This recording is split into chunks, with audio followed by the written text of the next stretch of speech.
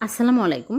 আজকে আমি ভীষণ মজার মিষ্টি বানিয়ে দেখাবো। প্রথমে চুলায় প্যানে নিয়ে নিচ্ছি হাফ কাপ লিকুইড দুধ আর 1 কাপ গুঁড়া দুধ। এখন আমি নেড়েচেড়ে ক্ষীর বানিয়ে নিব। 1 টেবিল চামচ চিনি দিয়ে দিচ্ছি। চিনি দিয়ে আমি আবারও ভালো করে নেড়েচেড়ে একদম ঘন ক্ষীর বানিয়ে নিব।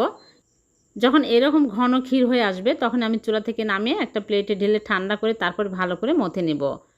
মতো অল্প অল্প করে নিয়ে আমি বাটির মতো করে মিষ্টি ভিতরে পুর দিয়ে দিচ্ছি। এই মিষ্টি আমি লাল রসগোল্লা বানিয়েছিলাম। সাদা রসগোল্লার ভিডিও আমার পেজে আপলোড করা আছে, চ্যানেলে আপলোড করা আছে, দেখে নেবেন।